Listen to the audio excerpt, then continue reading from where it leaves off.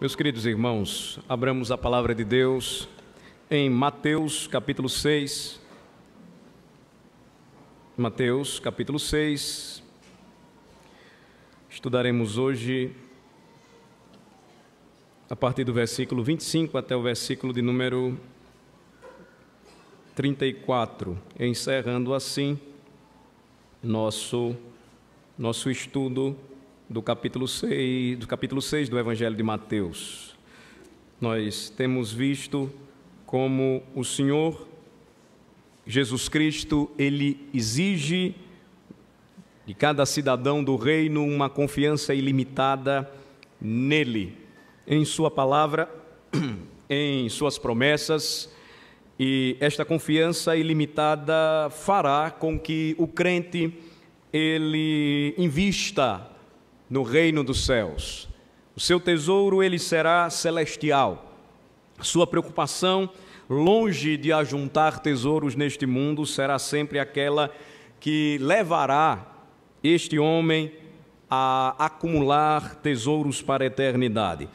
Esta confiança ilimitada em Cristo, em sua santa palavra, também fará com que ele enxergue e contemple na providência santa de Deus o cuidado prometido para ele, para a igreja do Senhor, para todos os redimidos, de forma que, se os nossos olhos, eles são a lâmpada do corpo, se forem bons, nós então iluminaremos todo o nosso corpo, toda a nossa alma. Está também ligada esta ideia àquilo que nós desejamos. Se desejamos a Cristo, se temos nele a nossa plena satisfação, se o nosso maior interesse é viver para a glória de Cristo, certamente todo o nosso corpo será luminoso, porque os nossos olhos serão bons. Se, porém, os nossos olhos forem maus, todo o nosso corpo estará em trevas e a perspectiva muda, porque nós estaremos ainda presos aos valores deste mundo. Se confiamos ilimitadamente em Cristo, nós aprendemos então no versículo de número 24, que é impossível servirmos a dois senhores. É impossível ao crente que abraçou o Evangelho, que tem plena satisfação em Cristo, que deseja ardentemente viver para Ele e para a sua glória, servir às riquezas e ao mesmo tempo servir ao Senhor. Uma vez que nós somos chamados a acumular tesouros para a eternidade, nós percebemos o claro contraste identificado aqui e ensinado pelo Senhor Jesus Cristo quanto ao moderno movimento evangélico em nosso país, que prega um evangelho totalmente diferente daquele ensinado pelo Senhor, onde nós vemos os líderes das igrejas sugando de seus rebanhos recursos e enriquecendo-se a si mesmos, buscando a sua própria glória, a sua própria honra, a primazia. E então eles continuam desejando servir a dois senhores, mas como a própria palavra diz claramente, o Deus deles é o próprio ventre. Eles procuram servirem a si mesmos. Mas o Senhor nos diz que uma confiança ilimitada em Cristo levará o crente a viver uma vida de devoção somente a Deus. E tudo aquilo que vem depois está a serviço do reino. Sua vida, sua casa, seus bens, seus dons, seus talentos, tudo Ele coloca ao altar ou nos pés, ou aos pés do Senhor, no altar do Senhor, para a glória do Senhor. Aí nós chegamos na aplicação, eu diria, de tudo aquilo que nós já vimos e aprendemos desde o versículo 19 até o 24. Quando nós olhamos os versículos de 25 a 34, o Senhor Jesus, então, Ele aplica tudo aquilo que Ele vinha dizendo anteriormente. E eu peço aos irmãos total atenção para a leitura da palavra, a leitura que irei fazer. O Senhor disse: por isso vos digo, não andeis ansiosos pela vossa vida, quanto ao que haveis de comer ou beber, nem pelo vosso corpo, quanto ao que haveis de vestir. Não é a vida mais do que o alimento e o corpo mais do que as vestes? Observai as aves do céu, não semeiam, não colhem, nem ajuntam em celeiros. Contudo, vosso Pai Celeste a sustenta. Porventura, não valeis vós muito mais do que as aves? Qual de vós, por ansioso que esteja, pode acrescentar um côvado ao curso da sua vida? E por que andais ansiosos quanto ao vestuário? Considerai como crescem os lírios do campo. Eles não trabalham, nem fiam. Eu, contudo, vos afirmo que nem Salomão, em toda a sua glória, se vestiu como qualquer deles. Ora, se Deus veste assim a erva do campo, que hoje existe e amanhã é lançada no forno, quanto mais a vós outros, homens de pequena fé. Portanto, não vos inquieteis dizendo o que comeremos, que beberemos ou com que nos vestiremos, porque os gentios é que procuram todas estas coisas. Pois vosso Pai Celeste sabe que necessitais de todas elas. Buscai, pois, em primeiro lugar o seu reino e a sua justiça, e todas estas coisas vos serão acrescentadas. Portanto, não vos inquieteis com o dia de amanhã, pois o amanhã trará os seus cuidados. Basta ao dia o seu próprio mal. Vamos orar. Ó Senhor, nosso Deus e nosso Pai, rendemos graças ao Senhor nesta noite, por um momento tão alegre, feliz, onde temos plena satisfação em exaltar o nome de Jesus Cristo e agora, ó Senhor, ouvi-lo falar através das Escrituras Sagradas. Cremos, ó Senhor, que as Escrituras são a palavra de Deus. Cremos que quando abrimos, lemos e ouvimos a proclamação do Evangelho, Cristo em pessoa fala como a palavra viva do Senhor ao coração do homem. Ajuda-nos, ó Deus, a termos uma confiança ilimitada em Jesus, a vivermos vidas devotas, piedosas, como homens e mulheres, como crianças e jovens que amam ao Senhor. Ilumina nossa mente, o nosso coração, para que a palavra encontre guarida, um lugar especial em nossa alma. Nesta noite, oramos em nome de Jesus. Amém. O Senhor começa a sua aplicação a tudo aquilo que ele vinha ensinando com um princípio. Seguido do princípio, onde ele estabelece uma doutrina, este era um método muito simples e muito comum que Jesus Cristo utilizou em seus ensinamentos. Ele estabelecia um princípio, uma doutrina, ele ilustrava este princípio ou doutrina e, por fim, ele aplicava aquilo que ele estava falando. Então, de uma maneira muito simples, notem que Jesus Cristo, ele pregou o Evangelho, ele ensinou a palavra para que todo homem pudesse ouvir e atender ao seu chamado. O princípio estabelecido aqui, quando ele continua a tratar sobre a dependência, a confiança ilimitada que nós devemos ter em Deus, que vai nos livrar da preocupação e da angústia tão comuns em nossos dias, é encontrado aqui no primeiro versículo, que nós vamos ler juntos. No primeiro versículo, o Senhor Jesus estabelece o princípio ou a doutrina pela qual ele vai nos ensinar através de ilustrações e aplicar finalmente esta verdade para a nossa alma. Vamos ler juntos o versículo 25? Vamos lá. Por isso vos digo, não andeis ansiosos pela vossa vida, quanto ao que haveis de comer ou beber, nem pelo vosso corpo, quanto ao que haveis de vestir. Não é a vida mais do que o alimento, e o corpo mais do que as vestes? Jesus estabelece um princípio aqui, inicialmente, versículo de número 25. Este princípio, ele parte de uma realidade menor, de menor valor, de menor importância, para uma maior, mais importante, mais valorosa. Olhem novamente para o versículo 25 e vejam o que eu quero dizer, ou percebam o que eu estou querendo dizer para vocês. Jesus diz: portanto vos digo, não andeis ansiosos pela vossa vida. Ele diz: não andem preocupados quanto à vossa vida, no tocante ao quê? Ele vai estabelecer então aquilo que é de preocupação inferior, menor, segundo a ótica do Criador. Quanto ao que vocês haverão de comer ou beber, nem pelo vosso corpo, quanto ao que vocês haverão de vestir. Ele está trazendo aqui necessidades básicas com as quais nos envolvemos e nos preocupamos diariamente.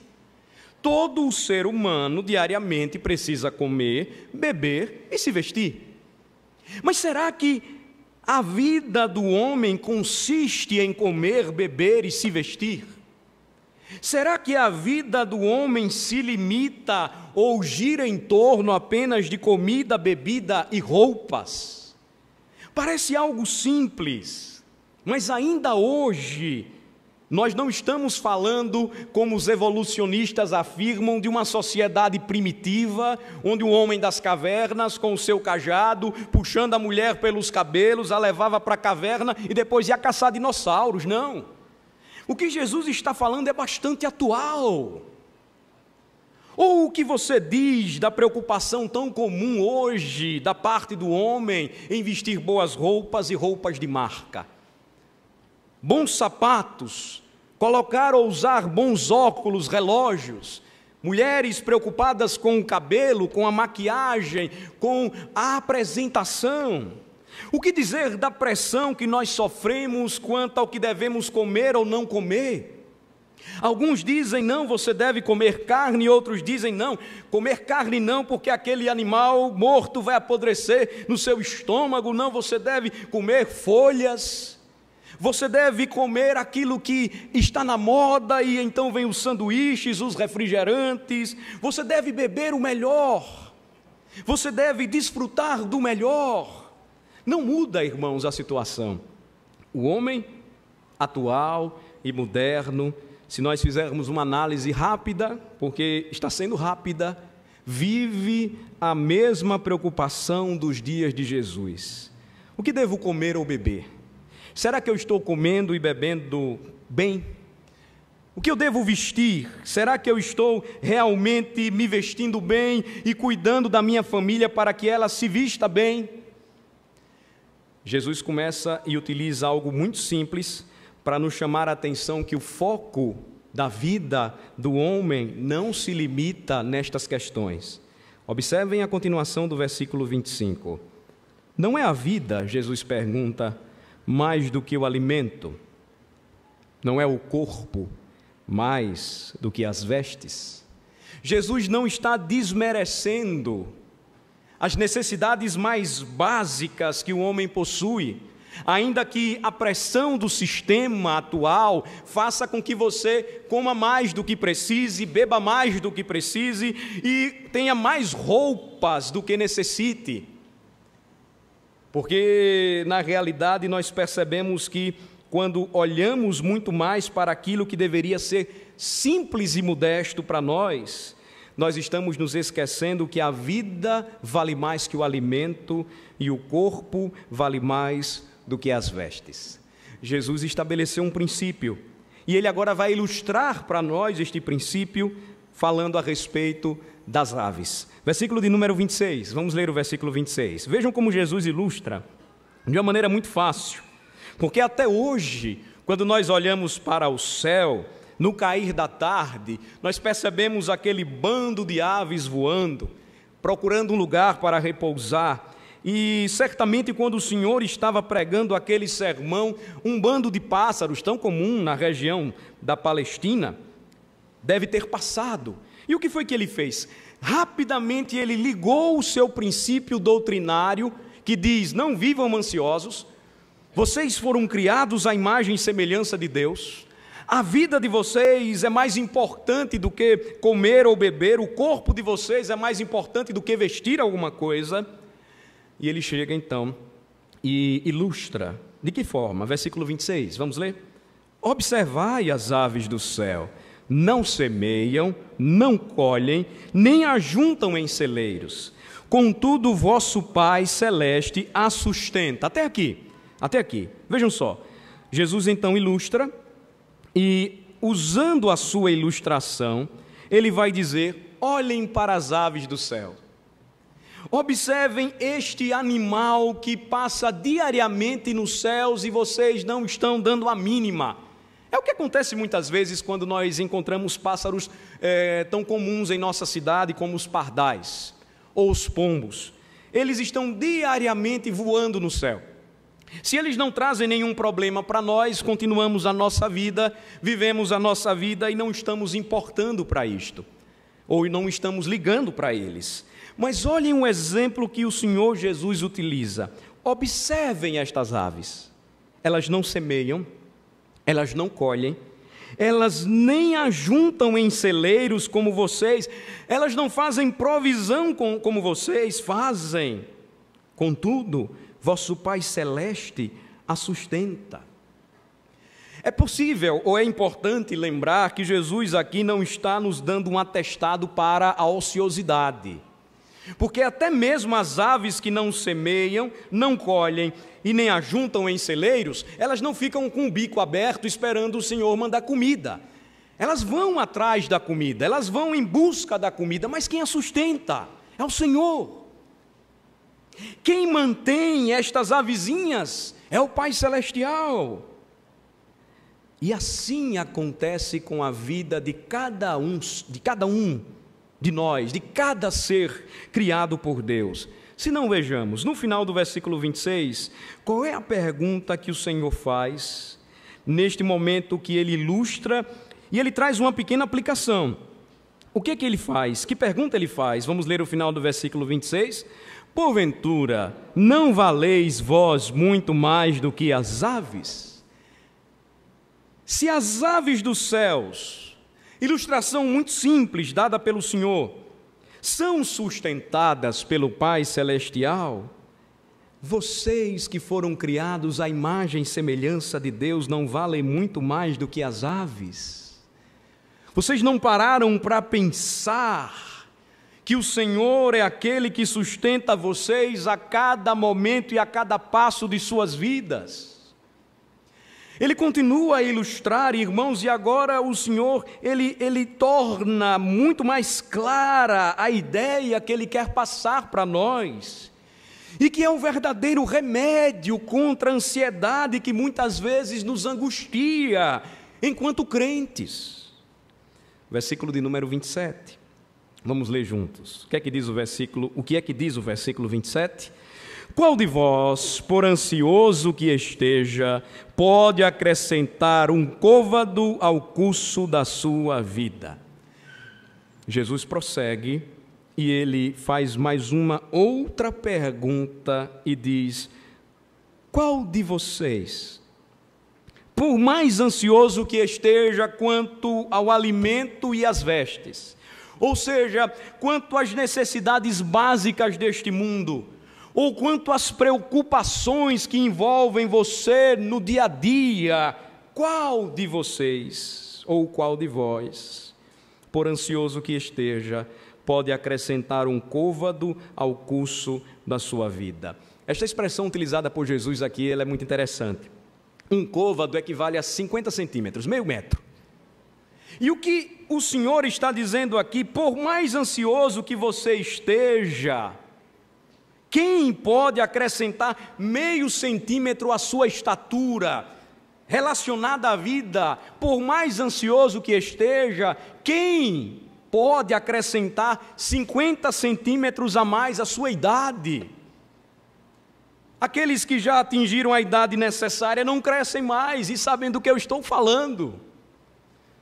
Mesmo os nossos filhos que ainda irão crescer, nenhum deles pode acrescentar, ainda que seja 50 centímetros ou meio metro a uma hora de sua vida.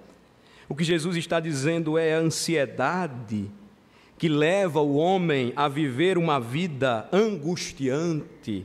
Não muda em nada o curso, a história, a estatura da sua própria vida. Alcançar 89 anos não é para qualquer pessoa. Mas até mesmo quem alcança uma idade semelhante à da irmã Neuza Aragão, se teme ao Senhor, se serve ao Senhor, tem certeza que chegou até este ponto, a este momento, porque assim quis o Senhor. Porque se não fosse assim, muitos não têm partido e deixado este mundo muito mais cedo. O que Jesus está dizendo de maneira muito clara, meus amados irmãos e irmãs, é: ninguém, por mais ansioso que esteja, pode mudar a sua história, pode intervir no próprio desenvolvimento da sua história, porque tudo é governado, regido e administrado de maneira muito sábia pelo Senhor. Prossigamos. Jesus vai utilizar outro exemplo da natureza, e no versículo de número 28 ele vai dizer o seguinte, quando ele fala agora sobre roupa, ou sobre as vestes, ele diz no versículo 28 o quê? Vamos ler. E por que andais ansiosos quanto ao vestuário? Considerai como crescem os lírios do campo, eles não trabalham nem fiam. Por que vocês andam preocupados com roupas? Jesus, ele diz isto: olhem para a relva do campo. Aqui há a tradução lírio do campo, nos faz menção àquilo que era de mais comum lá na região da Palestina. É como se nós encontrássemos a erva mais comum que cresce nos campos do nosso estado. E o Senhor está dizendo assim: por que vocês estão ansiosos quanto à roupa? Olhem para os lírios do campo, olhem para a vegetação da sua cidade, verifiquem como elas crescem, verifiquem como nós arrancamos e logo após elas voltam a crescer.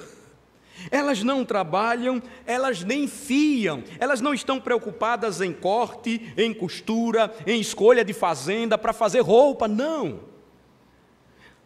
Mas Jesus diz o seguinte no versículo 29, eu, contudo, vos afirmo que nem Salomão, em toda a sua glória, se vestiu como qualquer deles. O que o Senhor Jesus Cristo está dizendo é que nem mesmo Salomão, que foi o rei que mais ostentou glória e poder em Israel, que melhor se vestiu em Israel, pôde se comparar a esta obra maravilhosa do Criador, que diariamente faz nascer, crescer, morrer e nascer novamente os lírios do campo. Eu não sei quantos de vocês já viram aqueles documentários onde aquelas câmeras precisas, elas registram o desabrochar de uma flor. É maravilhoso, é uma obra da criação que aparentemente silenciosa acontece diariamente, mas os nossos olhos, se não estão vendo as maravilhas da criação, passam bem longe e se esquecem de como o Senhor afirma na palavra que mais gloriosa é a obra da criação de Deus, o jardim do Senhor, do que toda a glória com que se vestiu, se revestiu o sábio rei Salomão. Aí Jesus, ele toma esta aplicação, ou esta ilustração, e mais uma vez ele aplica, vejam, ele vai ensinando e aplicando ao mesmo tempo, para que todo mundo entenda. Quando ele chega no versículo 30, mais uma vez ele nos chama a razão. Vamos ler juntos o versículo 30, vamos lá. Ora, se Deus veste assim a erva do campo, que hoje existe e amanhã é lançada no forno, quanto mais a vós outros, homens de pequena fé. O que o Senhor está querendo dizer, o que o Senhor está querendo mostrar é: se Deus trata assim as aves dos céus, os lírios do campo, se o Senhor tem este cuidado especial com a sua criação, extensivamente quando nós olhamos a maneira como o Senhor lida com o mundo, a maneira como os animais vivem, a maneira como o Senhor sustenta tudo aquilo que Ele criou, se Ele tem agido assim, até mesmo com a mais simples erva do campo, quanto mais conosco. E ele então usa uma expressão que vai aparecer mais outras vezes neste mesmo evangelho: homens de pequena fé. Ele usou a mesma expressão citada aqui, quando mais adiante, no Evangelho de Mateus, o Senhor então, ele acalma a tempestade, capítulo 8 deste mesmo Evangelho, e os discípulos, eles se esqueceram de quem estava naquele barco, o Filho de Deus, o Deus conosco, Jesus o Senhor, que havia dado palavras maravilhosas a respeito de confiança, ou da confiança que eles deveriam depositar sem reservas nele. No capítulo 8, quando nós olhamos Jesus acalmando a tempestade ela sobreveio, a partir do versículo 23 nós encontramos esta referência. A tempestade vem com toda a força, os homens que estavam no barco eram pescadores experientes e eles começaram a ficar com medo, apavorados, eles encontraram Jesus dormindo no barco. Literalmente, Jesus caiu naquele sono profundo, aquele que não conseguimos acordar quando caímos. E eles correm para Jesus e falam: Senhor, nós vamos morrer, salva-nos, será que não está se importando com isto? E Jesus então olha para eles, versículo 26, e lhes pergunta: por que sois tímidos, homens de pequena fé? Ele se levanta, ele repreende os ventos e o mar, e os homens ficaram mais uma vez maravilhados. É a mesma expressão experimentada quando terminaram de ouvir aquele sermão da montanha. E a pergunta deles é: quem é este que até o vento e o mar lhe obedecem? Mais adiante, mais à frente, quando Jesus exorta os seus discípulos, porque não estavam entendendo o significado de seu ministério, mais uma vez ele os chama homens de pequena fé. Estava chamando a atenção dos discípulos para a confiança que deveriam depositar nele. E o que dizer mais uma vez de Pedro? Pedro viu Jesus andando sobre as águas e disse: Senhor, eu quero ir até onde estás. E Jesus diz: vem. E Pedro então desce do barco, Pedro então começa a andar sobre as águas, mas por um instante a sua fé vacila. Pedro começa a afundar, o Senhor então socorre, porque ele clama por socorro. E Jesus então o chama novamente homem de pequena fé.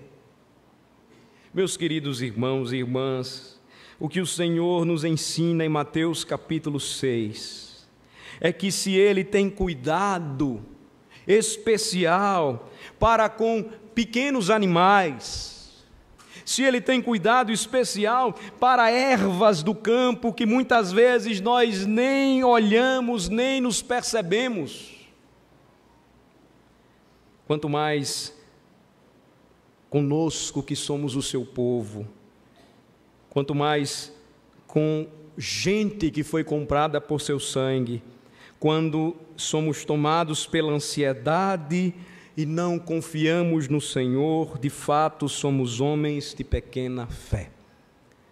Voltamos para Mateus 6 e aí continuamos a leitura, Mateus capítulo 6, e percebemos no versículo 31, como o Senhor, Ele conclui aquilo que estava dizendo, e no versículo 31, do versículo 31 em diante, Ele vai dizer o seguinte: o portanto aqui nos traz uma ideia de que, concluindo, o que eu quero dizer para vocês é isto aqui. Vamos ler, versículo 31.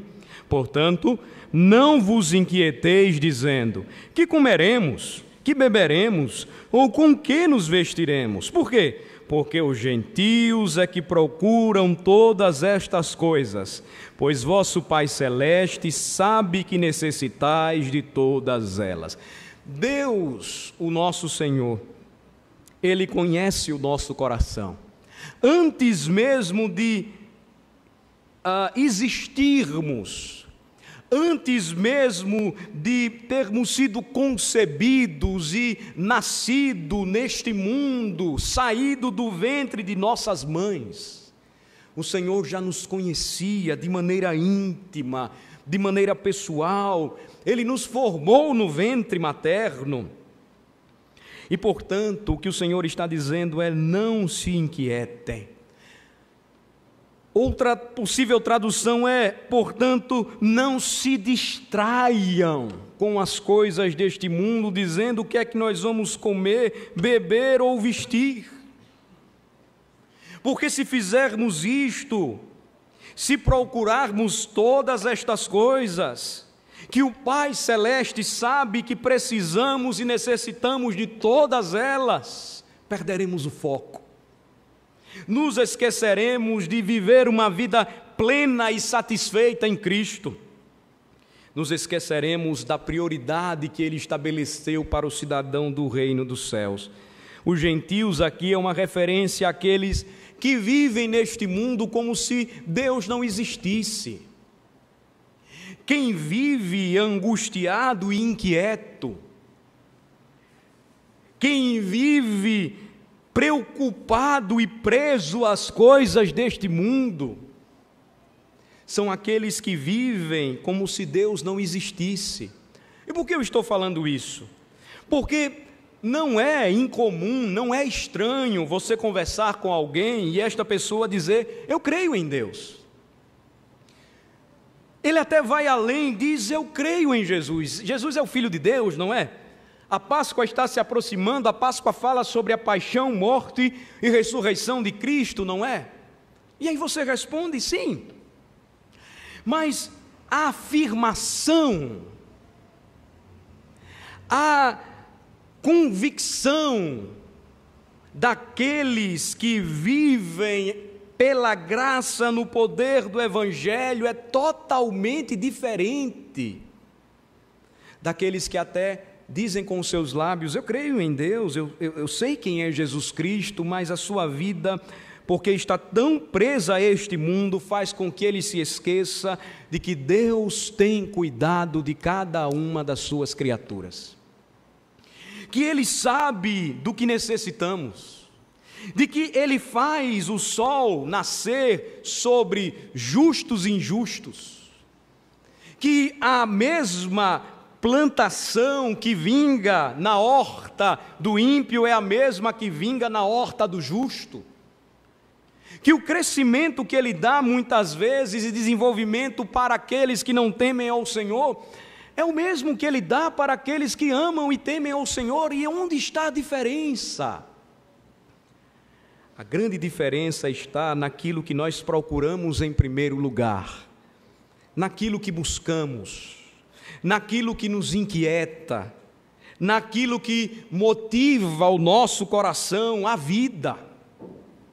Por isso que o Senhor Jesus Cristo, Ele disse: não vivam inquietos, dizendo o que nós vamos comer, beber ou vestir, porque os gentios é que procuram todas estas coisas, porque o Pai Celeste sabe que vocês necessitam de todas elas.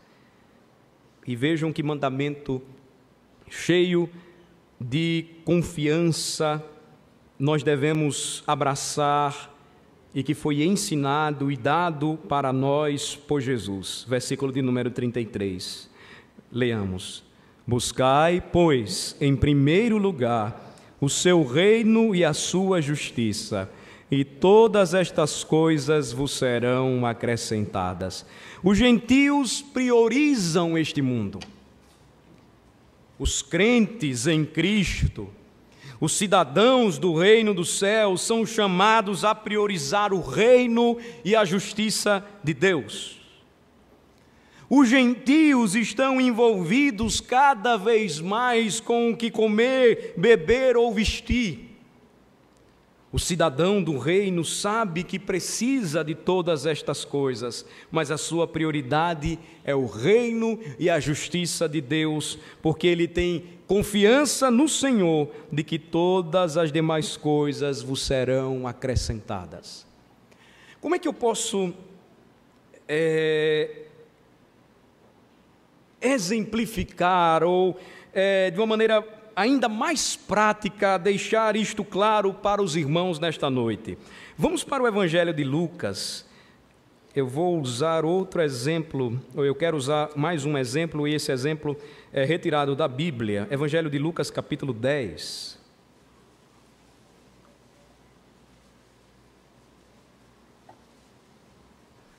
A partir do versículo 38.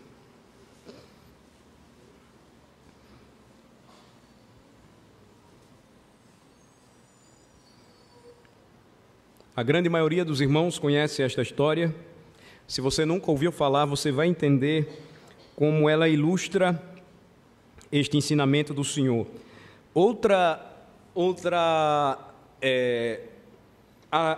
Atitude extraordinária que nós encontramos na Bíblia a respeito da vida e ministério de Jesus é que, como pregador do Evangelho, nas relações diárias, ele aplicava aquilo que ele estava ensinando. Nós mostramos o exemplo dele acalmando a tempestade, ajudando a Pedro em sua falta de fé. E aqui, vejam só o que nós encontramos, Lucas 10, a partir do versículo 38. Apenas acompanhem a leitura atentamente, eu peço a vocês. Indo eles de caminho, entrou Jesus num povoado, e certa mulher, chamada Marta, hospedou na sua casa. Tinha ela uma irmã chamada Maria, e esta quedava-se assentada aos pés do Senhor a ouvir-lhe os ensinamentos. Marta agitava-se de um lado para outro, ocupada em muitos serviços. Então se aproximou de Jesus e disse: Senhor, não te importas de que minha irmã tenha deixado que eu fique a servir sozinha? Ordena-lhe, pois, que venha ajudar-me. Respondeu-lhe o Senhor: Marta, Marta, andas inquieta e te preocupas com muitas coisas. Entretanto, pouco é necessário, ou mesmo uma só coisa. Maria, pois, escolheu a boa parte, e esta não lhe será tirada. Prioridade. Aí a grande questão é esta: na presença de Jesus, somos servos de Jesus, qual é a nossa prioridade? E vivemos como Marta, agitados de um lado para o outro, ocupados em muitos serviços, mas qual é a nossa prioridade? Preocupados em ganhar, em comer, em beber, em vestir, mas qual é a nossa prioridade? O reino, a justiça de Deus?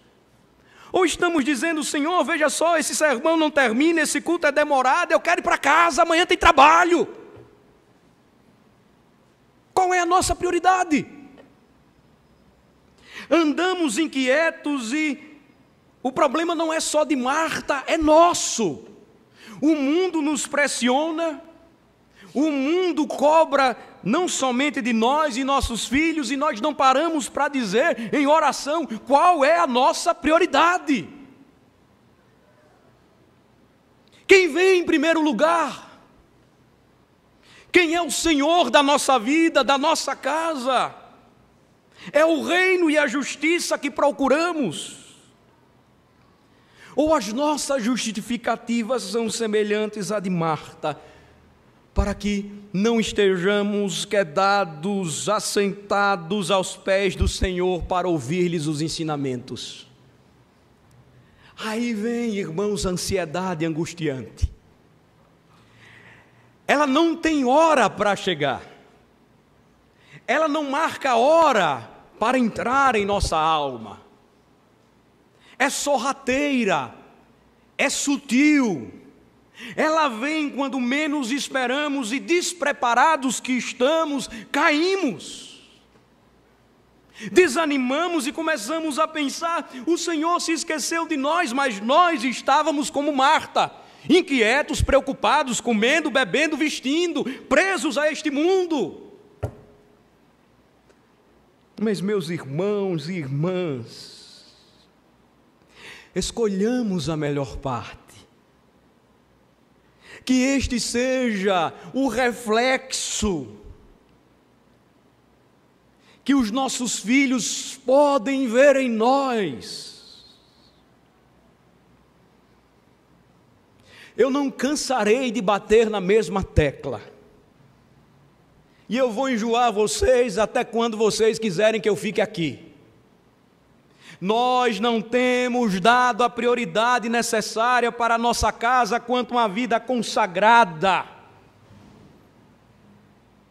E eu não estou aqui me tirando ou tirando de mim a mesma responsabilidade que, como pastor, muitas vezes estou correndo aí fora. E a minha casa está lá. É o reino, Senhor, que me preocupa. Eu estou envolvido com o reino e me vejo como Marta também. Mas, meus irmãos, o que é que nós estamos passando para os nossos filhos, para as futuras gerações? Me permitam aqui citar as palavras de um catecismo maravilhoso, que nós temos estudado já há um tempo, às quartas-feiras, e que tem trazido muito consolo para os que vêm. O qual tem sido, é a primeira pergunta do catecismo de Heidelberg, o seu único consolo na vida e na morte? A resposta, porque baseada no Evangelho do Senhor, reflete o ensinamento de Cristo e muitas vezes este ensinamento está longe de nós. Mas qual é o seu único consolo na vida e na morte? Segundo a palavra de Deus e de uma maneira muito bem esboçada pelo catecismo de Heidelberg. Deixa eu ler para vocês. E percebam como é bem diferente da ansiedade que toma conta do nosso coração, que nos prende a este mundo. Qual é o meu único consolo na vida e na morte? Que não pertenço a mim mesmo, mas pertenço de corpo e alma, tanto na vida quanto na morte, ao meu fiel Salvador Jesus Cristo. Ele pagou completamente todos os meus pecados com seu sangue precioso e libertou-me de todo o domínio do diabo. Ele também me guarda de tal maneira que, sem a vontade de meu Pai Celeste, nenhum fio de cabelo pode cair da minha cabeça. Na verdade, todas as coisas cooperam para a minha salvação. Por isso, pelo seu Espírito Santo, Ele também me assegura a vida eterna e faz-me disposto e pronto, de coração, para viver para Ele de agora em diante. É este o seu único consolo na vida e na morte? Ou assim como Marta, você tem priorizado o mundo e se esquecido que, por mais ansioso que esteja, não podes acrescentar um meio metro ao curso da sua vida? Cristo tem sido o seu único consolo. Muitos cristãos caem em depressão em nossos dias, porque na hora em que mais precisam, na hora em que a sua estrutura mais necessita de tudo aquilo que ele deveria ter construído para a piedade e a fé, para resistir ao dia mau, porque foi negligente e está enfraquecido, faz com que ele não encontre forças, e muitas vezes isto leva ao desespero. Sejamos honestos, irmãos, a nossa geração é uma das mais negligentes que já existiu na história do cristianismo. A nossa geração tem gastado muito tempo conectada à internet, pouco tempo lendo a Bíblia.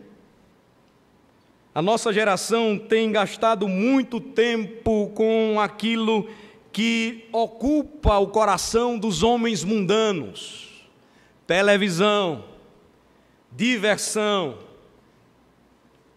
programações que o afastam da comunhão dos santos. Meus irmãos, a ansiedade, ela não marca a hora para chegar. E se o nosso coração não estiver em Cristo, se o nosso tesouro não for celestial, se em primeiro lugar o reino de Deus e a sua justiça não forem perseguidos por nós não entenderemos o significado de cantar o que cantamos sobre viver alegre na tribulação, ou na angústia, ou na perseguição. Nós não vamos entender. Não podemos entender, porque a mensagem de Cristo não alcançou o nosso coração. Eu concluo lendo com vocês o versículo 34 de Mateus capítulo 6. No versículo 34, Jesus fecha, e o seu fechamento nos prepara para o capítulo 7, que nós vamos ver mais adiante. E o versículo 34, então, diz o seguinte, vamos ler? Portanto, não vos inquieteis com o dia de amanhã, pois o amanhã trará os seus cuidados, basta ao dia o seu próprio mal. Não vos inquieteis com o dia de amanhã. Irmãos, mais uma vez, isso aqui não quer dizer que a vida do cristão deve ser uma bagunça, que ele deve ser totalmente desorganizado, que ele não planeje nada, que ele não estabeleça metas, porque não é isso que Cristo quer dizer. Mas como diz a sabedoria divina da palavra, o que o Senhor está nos mostrando é o seguinte: não viver inquieto com o dia de amanhã é saber que o nosso coração pode fazer planos, mas do Senhor vem a resposta. Ela virá de maneira certa, pois o amanhã trará os seus cuidados. Que sentido é esse aqui? É o cuidado do Senhor, é o cuidado divino, porque basta ao dia o seu próprio mal. Muitos irmãos brincaram comigo porque eu fiz uma relação e uma conta ou contabilização quanto ao casamento da minha filha daqui a 10 anos, né? E aí quando falo, olha pastor, ela está crescendo, daqui a pouco está namorando, minha resposta é: basta a cada dia o seu próprio mal. Eu não estou preocupado com isso ainda não. É o que nós devemos encarar, viver. Não sermos tomados pela ansiedade que angustia os homens. E este, irmãos, é um testemunho glorioso da parte do crente. Quando nós olhamos aqueles crentes antigos, crentes mais maduros, crentes que resistiram grandes tormentas e provações da fé, qual a característica destes homens e mulheres? Testemunho sério, real, seguro. Muitos hinos que nós cantamos foi produzido por uma jovem que desde pequena ou na sua infância e adolescência gradativamente perdeu a sua visão.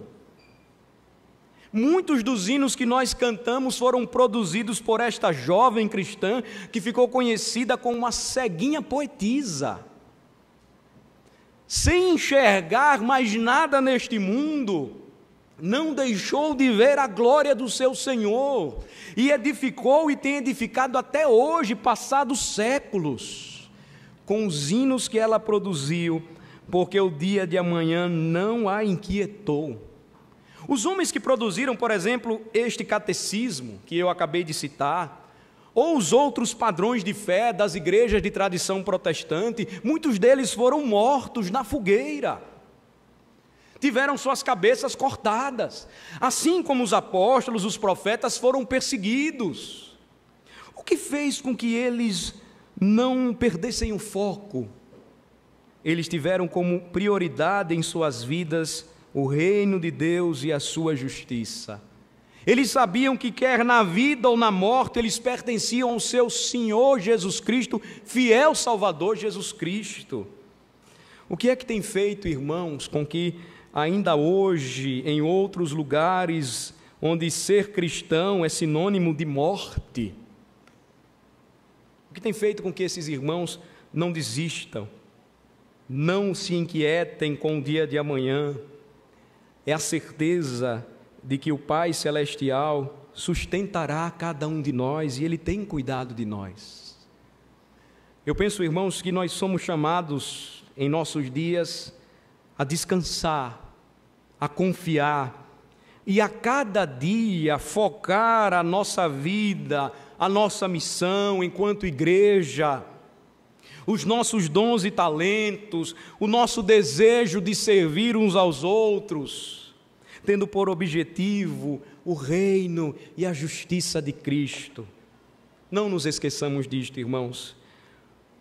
Você que foi criado na igreja, afastou-se da igreja, tem corrido atrás do vento quando só se preocupa com comer, beber e vestir. Um dia Deus vai pedir contas a você do que você está fazendo. Você conhece o Evangelho? Volte-se para Cristo. Arrependa-se hoje, confie nele, busque em primeiro lugar o seu reino e a sua justiça. Você que tem sido criado na igreja, não pense que a fé de seus pais o salvará, mas você precisa crer no Senhor, confiar no Senhor. E certamente não viverá inquieto, porque saberá que o Pai Celestial olha para você e, porque o ama, tem preparado o melhor para você. O melhor que Deus tem preparado para nós não é a vitória que o mundo pode nos dar, mas a Escritura diz que a vitória que vence o mundo é a nossa fé. E o que Ele tem preparado para nós não está nesta terra. Tenhamos consciência disto. A nós que marchamos, a Escritura nos diz, continuemos marchando. Que o autor e consumador da nossa fé, o Senhor Jesus Cristo, continue a ser o nosso foco, olhando para Ele, buscando em primeiro lugar, entendendo que a melhor parte, ela não pode ser desprezada por nós, que o nosso maior desejo deve ser o de ficar sentado aos pés do Senhor e aprender com Ele. Vamos orar. Senhor, nosso Deus e nosso Pai, nós te agradecemos por Tua palavra que nos diz claramente que não devemos andar ansiosos pela nossa vida, mas devemos entregar as nossas vidas ao Senhor e confiar no Senhor. Lembrando que a nossa vida e o nosso corpo são mais importantes do que qualquer coisa neste mundo, por mais necessária que ela seja. Que assim como Cristo Jesus, a nossa comida e a nossa bebida, ó Senhor, seja fazer a Tua vontade. Que o nosso desejo seja assim como o de Maria, esquecendo tudo, sentarmos aos Teus pés e recebermos a palavra que edifica, que consola, que conforta. Ó Senhor, como nós precisamos ouvir a respeito de Jesus, conhecer a Jesus, crer em Jesus e confiar nele para a nossa salvação. Que este seja o desejo de todos os que se encontram nesta noite, que seja um tempo de reconciliação daqueles que vivem afastados e que conhecem o Evangelho, que seja um momento de visitação poderosa do Teu Espírito, alcançando graciosamente o coração daqueles que estão ouvindo a mensagem do Evangelho, e o Evangelho começa a fazer sentido para as suas vidas, porque é a única mensagem que satisfaz e pode atender e preencher as necessidades mais íntimas do homem. Que os nossos filhos, ó Senhor, não vejam em nós o mau exemplo de homens e mulheres que vivem correndo atrás do mundo e que não têm buscado em primeiro lugar o reino de Deus e a sua justiça.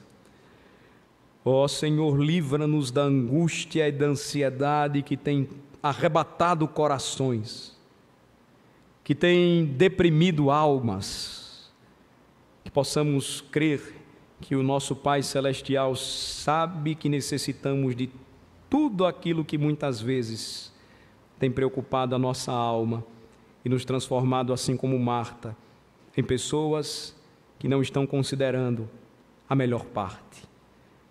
Que possamos sossegar e entender que quando o mar revolto se levanta, o nosso Senhor está conosco no barco, e com Cristo no barco, tudo sempre irá muito bem. Oramos em nome de Jesus. Amém.